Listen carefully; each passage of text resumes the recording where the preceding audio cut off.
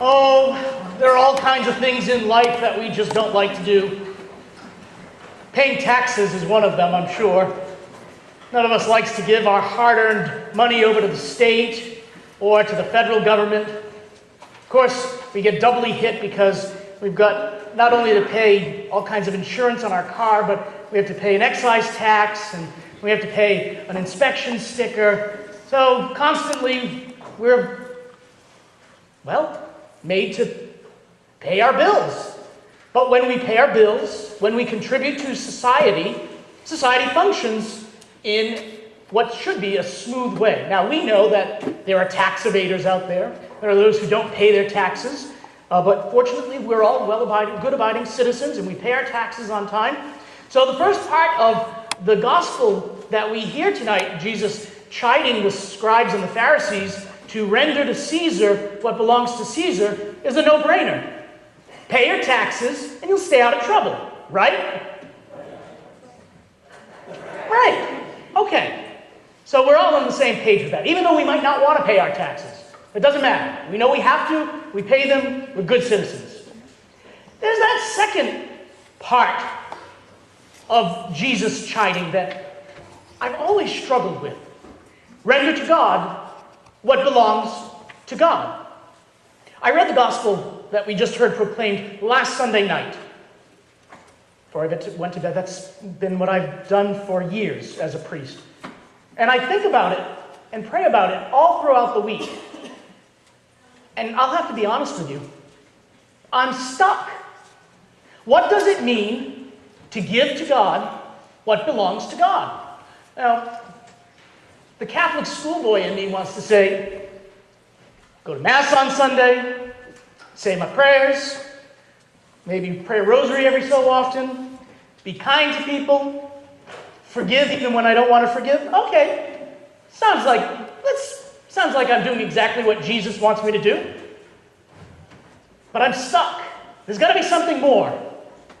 And yes, there is. What does it truly mean to give God what belongs to God? I've done a lot of thinking about this. We're all disciples here. We're all followers of Jesus.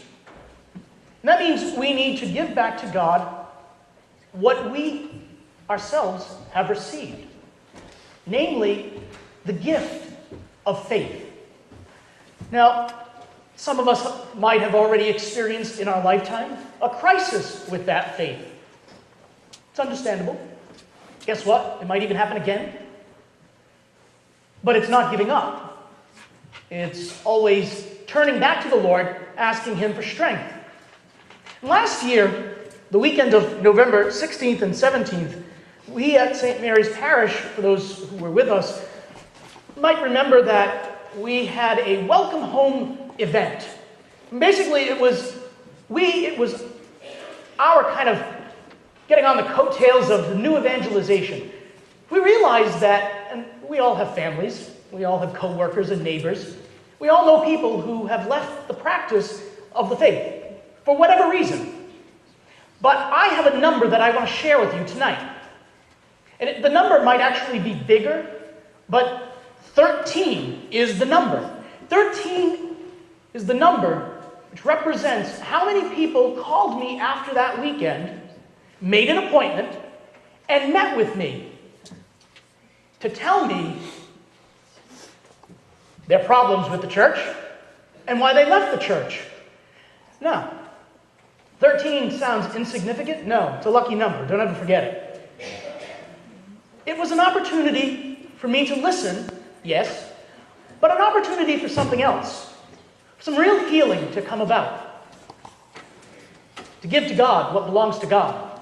The hurt, the pain, the resentment, the anger, the frustration that these 13 people, to varying degrees, have held in their hearts and their minds for years. It was a liberating experience for the 14 of us. And I can readily say and happily say that I see those individuals here every weekend. And one of the goals of any parish council, we have one here at St. Mary's, one of the goals of the parish council is to direct the parish on the road of discipleship. Where should we be going as disciples? Well, last year after the event, we didn't rest on our laurels. We thought we had done a good job, but more needed to be done to evangelize and to welcome back those who are disenfranchised should be of paramount importance, not just to me, the parish staff, and the pastoral council, but to all of us. Because we know people with individual stories. We know people who are hurt and who have been hurt by the church. I'd run out of room on a piece of paper if you wanted me to just start with my family. Hurt is real. But the flip side of hurt is that healing can come about. Healing. Jesus said, what shepherd would not leave the 99 behind and go looking out for that lost one? Well, that's what we're going to do again this year. Of course, when we looked at the parish calendar, we were trying to figure out, when are we going to do this? Because every weekend we could say, well, we can't do it then because of this. So we like the theme of November, because traditionally, as any long-term Catholic would know, the month of November is a special time. We usually have a little lambo with a candle, a vigil lamp, and a book. It's a month where we remember the dead. It's a month when we remember those who have physically left this world and we pray have gone back to the Father. There's another type of death that can experience, and that's a spiritual death. And so this weekend and next weekend, sounds silly, but it got 13 people here last year. Let's see if we can get 13 or 113. In the bulletin, there's this yellow sheet.